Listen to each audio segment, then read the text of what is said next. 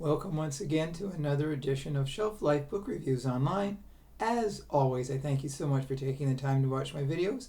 Hopefully, you do find them informative, and when you make your book purchases, you will consider these books. This book, as a matter of fact, is Hearts on Fire, 6 Years That Changed Canadian Music, 2000 to 2005, by Michael Barclay. This is published by ECW Press, and it retails for $36.95. And it is quite a book. It is over 600 pages. So if you're a fan of Canadian music, that's not to say Americans cannot be interested in Canadian music as well too. We have some great musicians. This book really looks at 5 pivotal years in Canadian music at the turn of the 21st century. Now, the author did co-write a previous book, Have Not Been the Same, The Can Rock Renaissance, 1985 to 1995.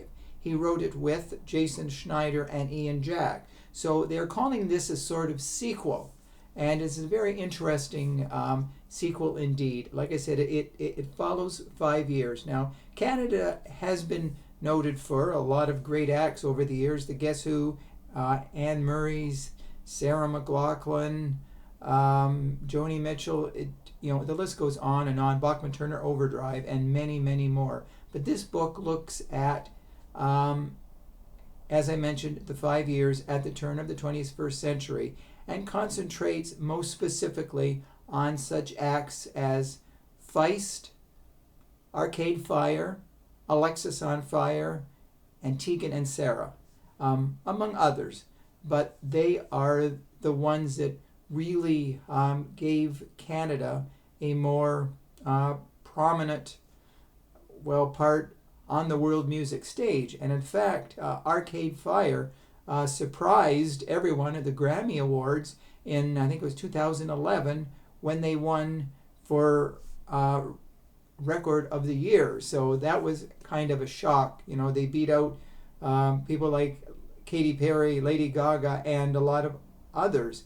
Now, Arcade Fire has been on Saturday Night Live, so they have received international acclaim, and with good cause. Now, in this book, the author looks at how these people, made it to the top, and how they became household names not only in Canada, but outside of Canada. But the author also looks at other groups as well too that have paid their dues over the years. Such groups as the Sadies, Joel Plaskett, Broken Social Scene, Metric, and so many more. He name drops so many bands that you should have a paper and pencil with you and write them down, taking notes, because he looks at, very, let's say unknown bands that really didn't make a mark outside their region, but they still created some great music. And he also talks about a lot of rivalries that people in small clubs, sometimes with other bands, they almost got into fights. And so it's, but in 618 pages, you have to admit that there is a lot of information. And he does talk about other acts as well too, that long before 2000, and the bands that were pivotal in Canadian music, of course. But if you're looking for a book that is very thorough, if you're a fan of Canadian music with the bands that I did mention, and Canadian music in general, if you're a music historian, this book is a must-add to your library, because the author really goes into depth. The interesting thing that he does mention Arcade Fire in pretty well a lot of the chapters, but they do not get their own chapter exclusively for themselves until page 555.